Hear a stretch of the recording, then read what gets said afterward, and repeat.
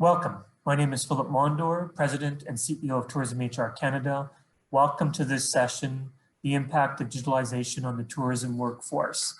This session will examine the emerging role of digital technology on the tourism workforce, its impact on work organization, and the skills needed to recover and operate post-COVID.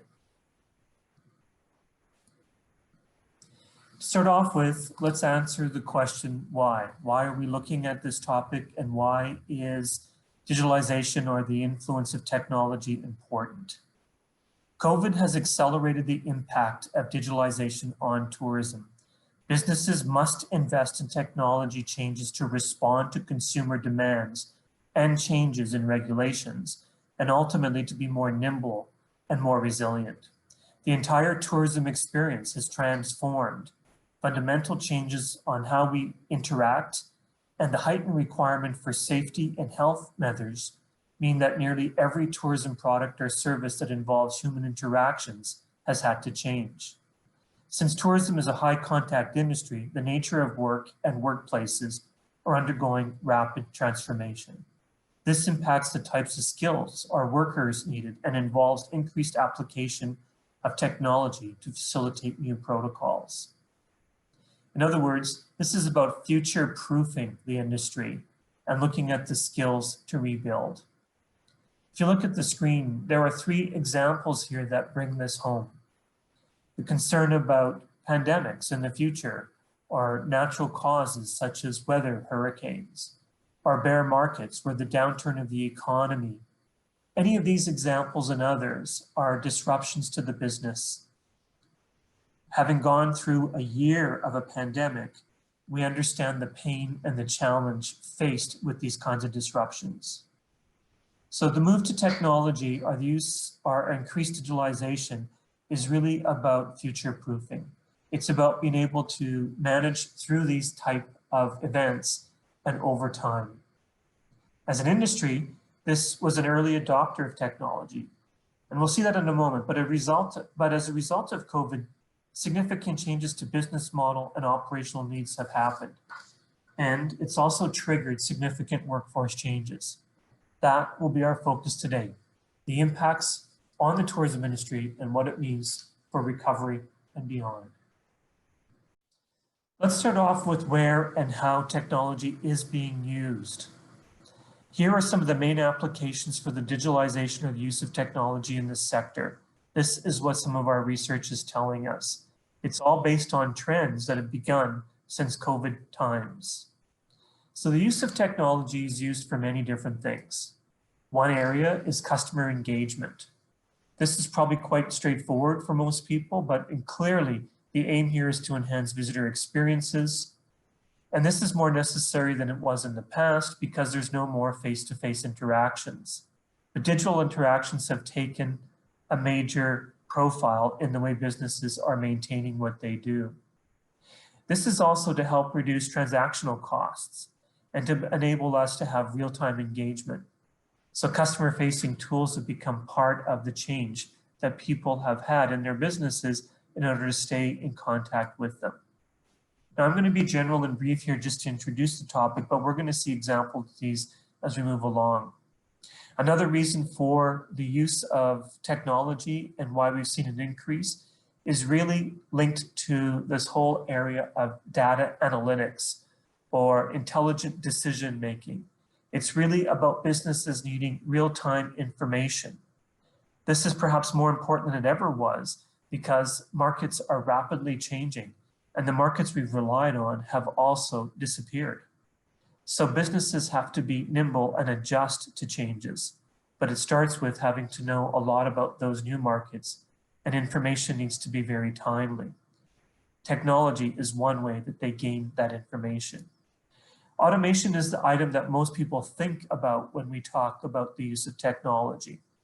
The view that it will replace jobs or replace the kinds of functions that businesses have relied on and that their staff have served. In fact, what we know about the use of technology is the sum gain of jobs, not fewer jobs. But automation has impacted areas where there can be increased efficiencies. or in areas that are generally mundane and don't require highly skilled people to work on them. New jobs, though, have come into play as a result of that. Again, we'll see some examples. Augmentation has been one of the larger areas of investment. Augmentation is where technology has helped people do jobs more efficiently. You'll see that as one of the main themes as we walk through the next segment of this presentation on the journey that happens with a visitor and where this comes into play. Essentially, though, augmentation not only increases efficiencies, but it also is to help with production. It also helps with customer service experiences. Another major area where technology has come into play is product development. Here we are seeing more changes than we've had in the past. Technology is driving the way businesses are now adapting business models. New products such as virtual tours or online services instead of in-person ones have been an example.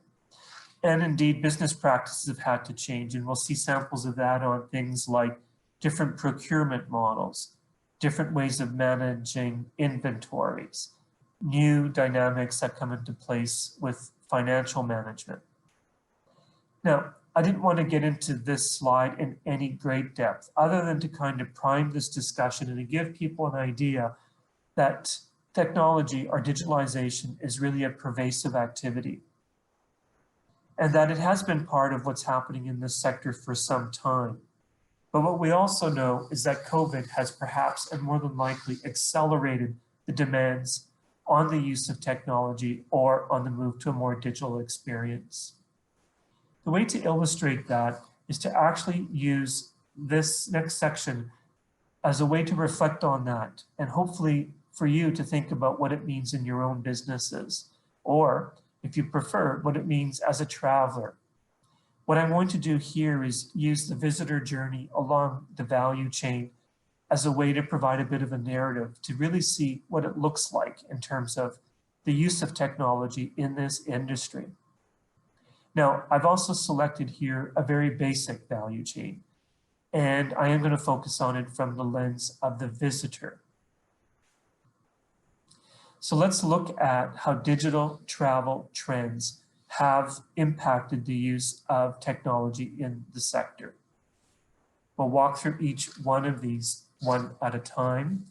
We'll start with travel services. This is one where people are most likely to recall or see evidence of the use of technology. We're familiar with online booking. We're familiar with crowdsourcing and e-marketing strategies, and strategies where we see a whole lot more of businesses relying on user-generated content.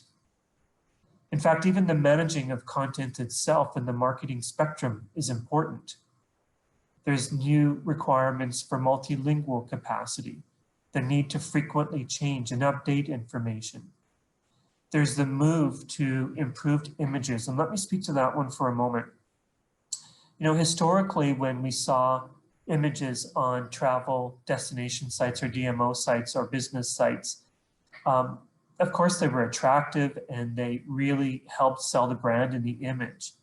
But sophistication has really changed. For example, now people can, in fact, geotag images, and those savvy consumers can actually find out exactly where that image was taken and get a geolocation. So they're looking for more authenticity. They're looking for sense of place. They're wanting something called shareworthiness. So stock photos are not going to work anymore. And even just how those photos are created, how they're posted, the frequency at which they're changed has really fundamentally changed the playing field here on the management of the content. So e-marketing has been one of the areas most impacted by the use of technology. In early days, some of this was just having information available on websites, making sure there was e-commerce functions available, having sure that assurances that there was online bookings and that type of thing. But today, even those services have ramped up in terms of sophistication and considerations about how that content is managed and the currency of it.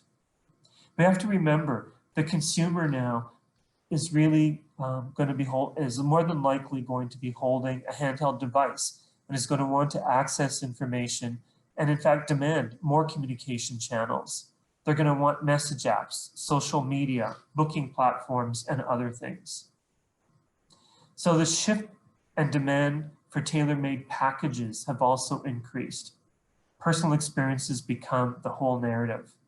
A high level of personalization is what's driving what's happening in the digital experience. So a big part of this has to do with managing content. It started off with the travel services, and we know some of the most early adoption of digital work started there. After all, today, most people are booking things online, doing it on their own, and managing all of that research. We can extend some of those same things into the transportation area. But here, I want to just focus a little bit more on the business intelligence that's happening. More and more, industry needs to know and understand every stage of the consumer experience. So data management is the ability for them to harvest this data and to be able to analyze the information to inform their business model and practices, ultimately to help serve the consumer and to be able to personalize their services and their experiences. So even after they've booked their events or their travel, it's really about making sure we manage their journey along the way. Diversified, personalized, and custom tourism is gradually replacing traditional group tours. Think about COVID itself. Group sizes we know are shrunk and are going to continue to be small in scale. Safety is a concern, and that's part of the personalization. So those tour buses, those car rentals, those air travel services, a lot of this has now got customized capacity, all driven by technology. One example to throw out there is the idea of the virtual part of the booking. You can now go online and actually walk into a plane, get a strong visual sense of what your seat looks like, and book it. Or another example might be picking up a bus tour and actually getting a sense of what that virtual tour will look like. If we move a little bit more on to accommodation, I'll pick up on the point of ubiquitous mobile presence. Of course, it may start with booking with a hotel room, but the visitor expectation is much greater. This is another example of early adoption areas. Free internet and mobile connectivity, particularly of high quality, to ensure that it's seamless and carefree access for the consumer has been in place for some time. But this also links more directly to consumer sentiments and brand reputation. This is bringing us back to some of the marketing savviness that's required, where basically service is everything. Think about it. The quality of service and the ability to respond is at a high premium, perhaps more than before. Otherwise, word gets out quickly and exponentially. Your presence online in some ways is the new reality. This speaks to the need for businesses to review entire value chain through all stages of the customer journey and to look for ways to streamline and improve products and services. How many businesses at the moment have people capable of looking at their operations with this lens? And what about helping the customer, and what about the customer intel? Do they have it in order to help inform those changes? You know, the food and beverage area has been an interesting thing through COVID. We all know that many of the restaurants and catering operations have moved to changes that enable them to stay operating in spite of the fact that they may not allow or being able to have visitors join them in their operations. Everything from virtual menus and the ability to quickly adapt menus to addressing customer preferences are making a big difference. But even just shifting operations to being able to deliver rather than to do in-house activity requires managing virtual platforms or partnering with technology firms that are doing the services for you. So the journey along the way here has been one of the demand and use of technology all along the way. Without it, most of these services could not have been sustained during COVID. And this space will give me one more chance to talk about how this plays out. And here it's around the virtual reality, something that COVID has actually heightened in its profile over the last 10 months. Everything from that pre-experience and planning of those virtual tours, right through to bookings like selecting airplane seats, as I mentioned, or checking out the restaurants and patio and understanding the atmosphere that they have to offer, or even the neighborhoods where they're located, all virtual along the way. And now we're seeing the move to a lot more of virtual tours, museums, outdoor guiding adventures, concerts, they're all moving to virtual environments. It may not be their first choice, but it's what's keeping them out there. It's what's making sure that they remain accessible, that they're not forgotten. And indeed, it's tapping into some markets they may not have had. And they may sustain these services even when people are allowed to return to their operations. But still, without the use of technology, none of it would have been possible. I want to reiterate that the focus here is on data and on data management. It's a big part of the service and a part of the story. It's all about learning about customers and competitors. It's about improving the customer experience and increasing revenues. And it's all about building resilience and being able to overcome business disruptions. Again, all in the shadow of COVID have we learned our lessons. And although we've been thinking about this from the consumer's journey, now I want to flip this and I want us to reflect on what it really means from the lens of the worker. In other words, the real focus of this presentation. What will that look like in terms of our workforce? How will it impact us? Some of that you may have already gleaned already from some of the examples I supplied. You can anticipate that it's going to mean different skills. It may mean different types of workers. I'm going to start off with actually providing a bit of a snapshot for you, and that is of our future skills framework. Many of you, perhaps all of you, were involved in helping set this new framework. It's something that we've just been going through final validations of in the last several months. A 3-year project that has had us map out and redefine all of the skills that impact this sector. We call it the Future Skills Framework. In fact, we now have a new comprehensive model with 407 competencies that cover off most of the jobs in the sector. What I did is just do a quick cursory look at what we've captured here. I wanted to sort of say, okay, well, how many of these are actually impacted by technology or involve the use of technology in order to work? And what I discovered even in what we have today is that 53 of the competencies performed use technology to augment what humans actually do.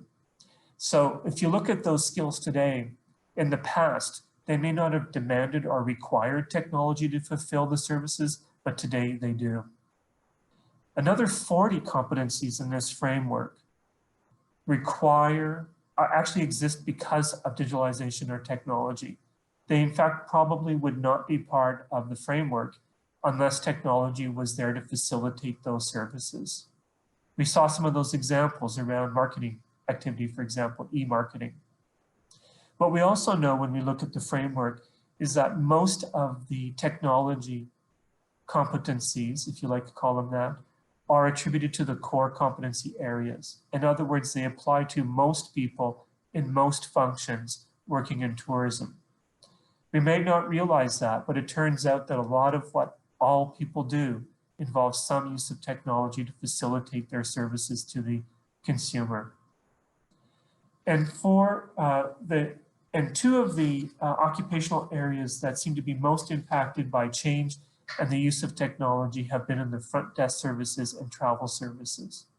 Now that might seem abundantly clear or obvious based on early adoption in those areas, but I can assure you that other categories are now starting to ramp up, particularly in the cultural and natural interpretation area, in the outdoor guiding, and in the events sector.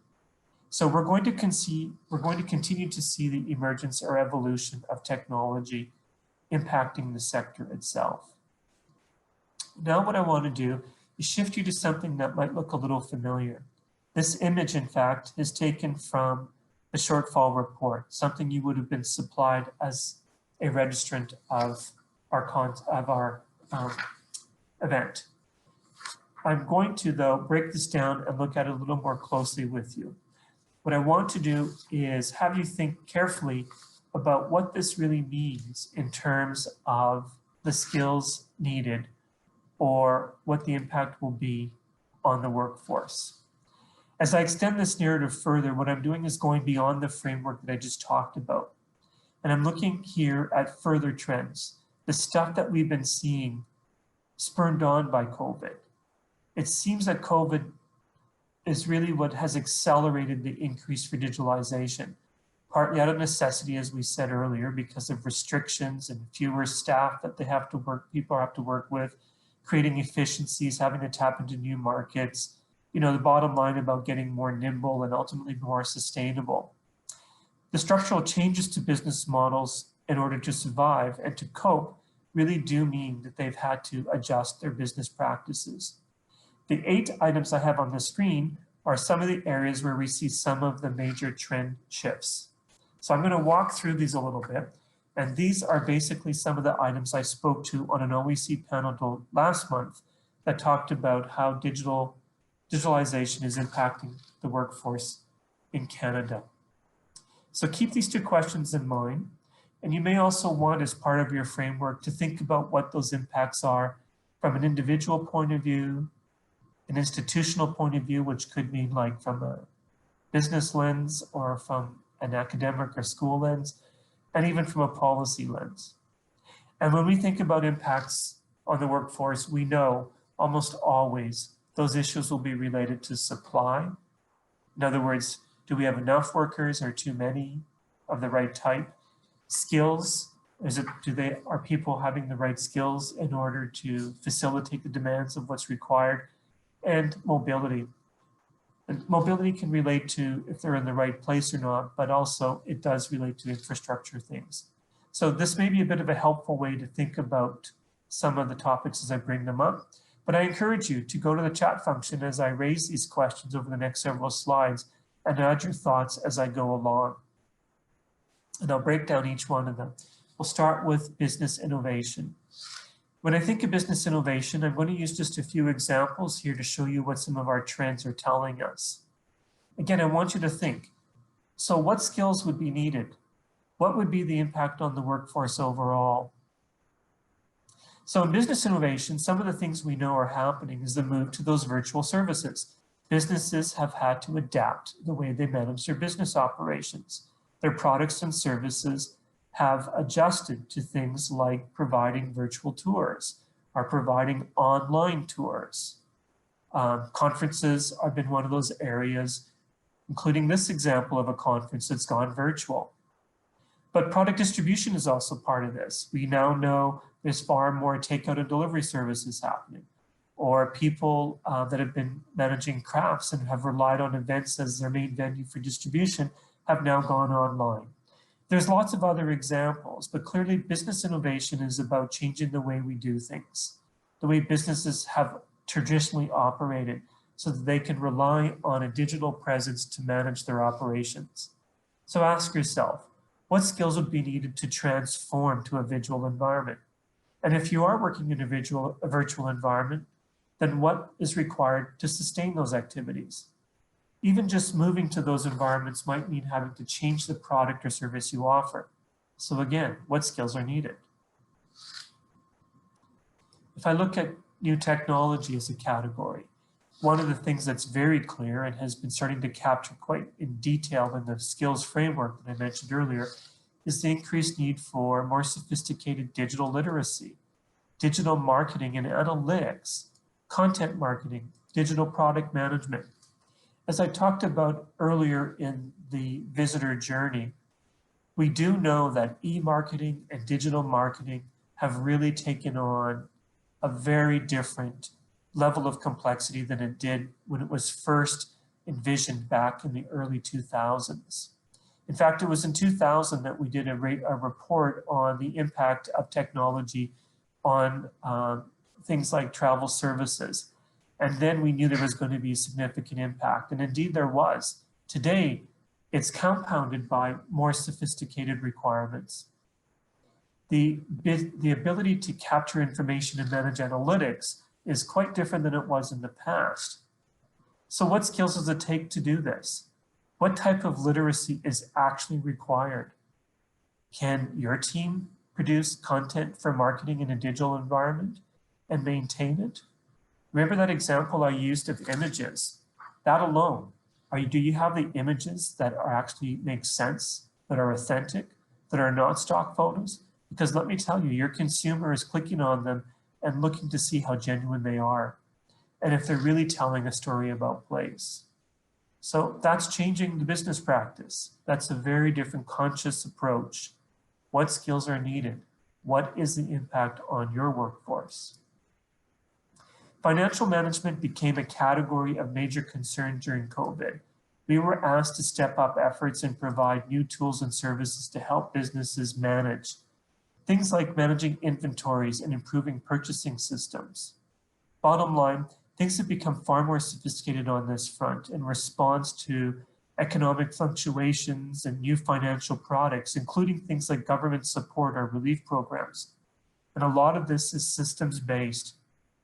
So although we would expect all businesses can manage their finances, the reality is there's a whole lot of new context here, and there are things that are different. They in fact are more sophisticated. Things like procurement have become a key concern as one example. They can no longer rely always on the supply system that they've had for things like their foods or the products that they serve. So having to be more nimble in managing the finances on that and the cash flow have gone a long way to making them, or their ability to survive. Of course, there's a lot more narrative here. And in fact, we've done a very special piece on this topic alone in a webinar series, which I'll mention later. But ask yourself, what has changed for your business?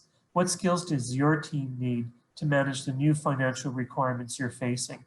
The nimbleness, especially trying to tap into new support programs or new financial products. Community engagement is another theme that you might have noticed in the shortfall report, but it's also one we're trying to raise more profile around. What we've learned in our research, and it's an example of what's come about from other major catastrophic and disruptive events, is that community engagement is really going to be key to the survival of the sector because it really is synonymous with being able to recover the workforce. Bottom line, workforce strategies are beyond single enterprises and must involve collaboration between employers, with governments, with workers, with education providers, support services, basically with the community. It requires a very different business acumen, knowledge, and skills. So being able to be an active member in the community, to lead some of these activities, to manage the different practices that go with that, may not be the skill set that your team has. After all, if you're in the business of guiding or in housing or in food services, it may not always seem apparent that you're in the business of community engagement. What skills are needed? What would be the impact on your workforce? Business resilience is a general category for sure. It has a lot to do with risk management, the increased capacity to address things like climate-related impacts or shocks, the idea of being proactive in disaster management. So the growth in skills of people who are specialists in disaster management has become a key theme. And it's not just to manage it for the business point of view, but think about it as well from helping with workers and with consumers. So again, I ask yourself, what type of skills are needed? Does your team have the expertise to look at disaster management, to be proactive in designing the tools, policies, having the skills ready to act when things start to get a little more challenging? Human capital management is a very large theme here, and I can't spend as much time on it as probably it deserves, but there's no question that technology has really become a major player in helping manage human capital because things have changed dramatically. There are structural change in roles. There are changes to structure and roles that are very different than what they were pre-pandemic and are going to continue to be different moving forward. If you think about it, there's all kinds of factors. Everything from managing mental health, the requirement around new labor laws, policies concerning precarious employment, the idea of having to manage a gig economy, new work contexts with a greater number of people working virtually or remotely. There's a lot of changes here. So this whole area of human capital management really is going to be probably a situation where businesses are going to have both an anchor team and a team of freelance workers. And they're going to have to learn to facilitate new processes for teams that work in a virtual context. So building human capital and digital capacity involves attracting the talent and building the expertise to implement these new technologies to help understand and exploit the opportunities offered through these converging technologies themselves. So again, this kind of category here, it's not just about managing your teams, but it's the fact that you need teams that are also able to manage all of your digital capacity requirements. So what skills are needed?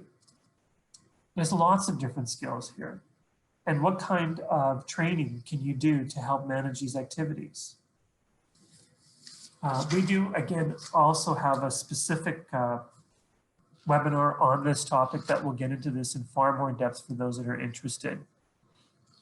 One key theme that emerges out of this, though, is the business capacity to analyze and engage their teams.